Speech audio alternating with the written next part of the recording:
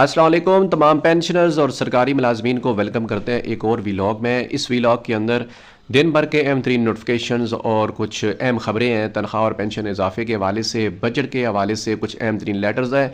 वो सारी चीज़ें आपके सामने इसी प्रोग्राम में रखेंगे। आपसे दरख्वास्त है कि अगर आप पहली बार ये चैनल विज़िट कर रहे हैं तो इसको सब्सक्राइब ज़रूर कर लें, साथ बेल आइकन पर क्लिक करें। सबसे पहले आप ये देखिए जी कि यहाँ पर एक अच्छा नोटिफिकेशन जनाब आ गया है। ये नोटिफिकेशन तमाम डिस्ट्रिक्ट अकाउंट ऑफिस को किया गया है और इस नोटिफिकेशन के अंदर कहा गया है कि जितने भी पेंशन के केस पेंडिंग हैं, जिन लोगों ने रिटायरमेंट के लिए अप्लाई किया हुआ है और उनके पेंशन केस अभी तक पेंडिंग के लिए आ रहे हैं, तो उनकी पेंडेंसी को फ़ौरन ख़त्म किया जाए और उनके केसेस को कंप्लीट किया जाए और उनका पेंशन और रिटायरमेंट का जो सिलसिला है वो मुकम्मल किया जाए। तो ये एक अच्छी खबर है, ख़ास तौर पर उन लोगों ने जिन्होंने अपने पेंशन के लिए अप्लाई किया हुआ है और अभी तक जनाब इंतज़ार में थे, तो उनको इंशाल्लाह तमाम जो बकाया जात हैं, लीव इनकैशमेंट, LPR, कम्यूटेशन, ये सारे इंशाल्लाह मिलने जा रहे हैं। दूसरी खबर जनाब ये जी कि रहमान बाजवा साहब ने सरकारी मुलाजमीन के लिए जो 8 से 9 बड़े मुतालबे कमेटी की शक्ल में मंजूर करवाए थे और उन्हीं 8-9 मुतालबात में से आधे मुतालबे बजट के अंदर शामिल होंगे, आधे बजट के बाद होंगे।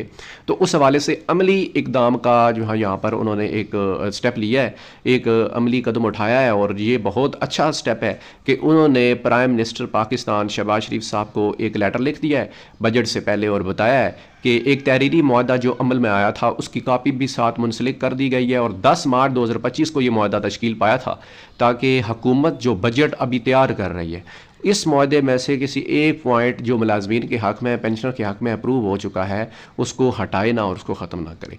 तो इसके मुताबिक सरकारी मुलाजमीन को तनख्वाहों में तकरीबन 50% के करीब और पेंशनर्स की पेंशन में भी 50% के करीब इजाफा होने जा रहा है। बाकी और भी बहुत सारे मुतालबात हैं जिसके लिए तफसीली वीडियो इस चैनल पर मौजूद है।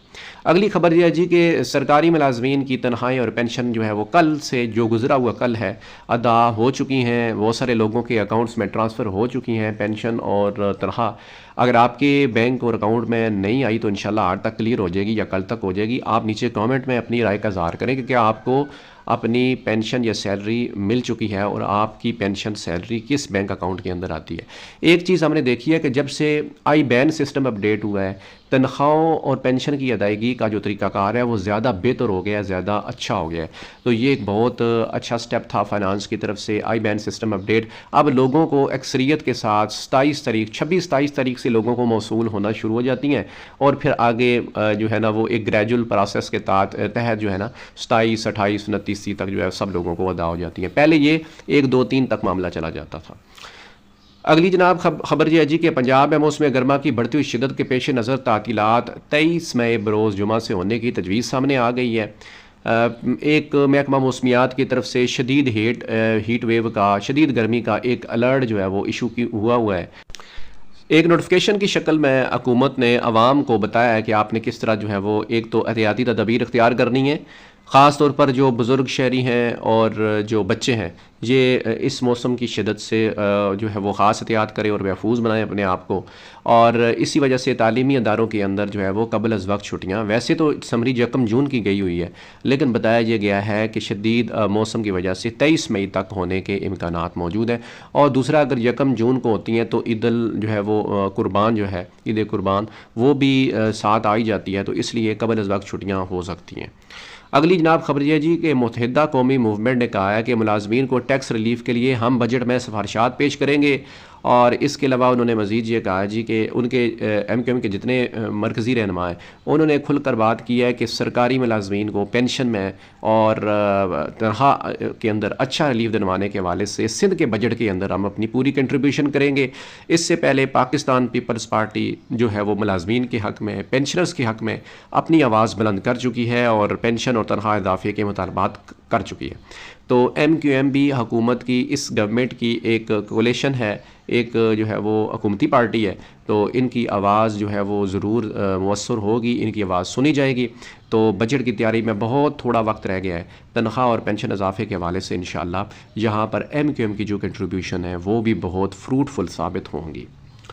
अगली जनाब ख़बर यह है जी कि बजट में फ़ौजी मुलाजमीन को कंट्रीब्यूटरी पेंशन स्कीम से इस्तिस्ना देने की तजवीज़ सामने आ गई है। फाइनेंस की तरफ से नए सिविल सरकारी मुलाजमीन पर पेंशन स्कीम का इतलाक़ गुज़श्ता साल जुलाई से हो चुका है, यानी कि जो साल गुजर चुका 1 जुलाई 2024 से नया माली साल का जो बजट पेश हुआ था 2025 का, वहाँ से जो बंदे भी रेगुलर हुए, जो बंदे भी नए भर्ती हुए, उनको बाकायदा सीपी फ़ंड के तहत कंट्रीब्यूटरी पेंशन सिस्टम के ऊपर जो है वो उनको बेनिफिट्स दिए जाएंगे।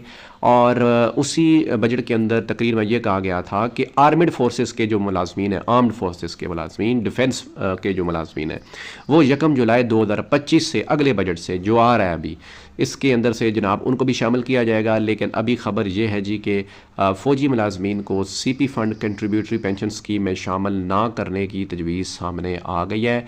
इस हवाले से बताया जा रहा है कि अभी तक स्ट्रक्चर तैयार नहीं हुआ। इस हवाले से मज़ीद फ़ाइनेंस का ये कहना है कि IMF से बाकायदा इस चीज़ को डिस्कस किया जाएगा, IMF से इस्तिस्ना के मतलब बातचीत की जाएगी और मंजूरी ली जाएगी। IMF की टीम, तकनीकी टीम जो है, जिसने बजट प्रपोजल्स को देखना है और अपनी राय का इज़हार करना है, सिफारिशात देनी है, और वो मीटिंग जनाब मई में होने जा रही है, मई के पहले हफ्ते में। और उसी के अंदर जो है वो पेंशनर्स, सरकारी मुलाजमीन को जो रिलीफ मिलने जा रहा है, वो पैकेज भी जो हुकूमत ने तैयार किया है वो भी डिस्कस किया जाएगा। और IMF की मर्ज़ी और रज़ामंदगी के साथ ये दोनों चीज़ें, एक तो सीपी फ़ंड को जो है वो आर्म्ड फोर्सेस के लिए शामिल ना करने की तजवीज़, और दूसरी सरकारी मुलाजमीन की तनख्वाह और पेंशन में जो पैकेज हुकूमत ने तैयार किया हुआ है, इन दोनों की मंजूरी जनाब होनी है और इंशाअल्लाह हो जाएगी।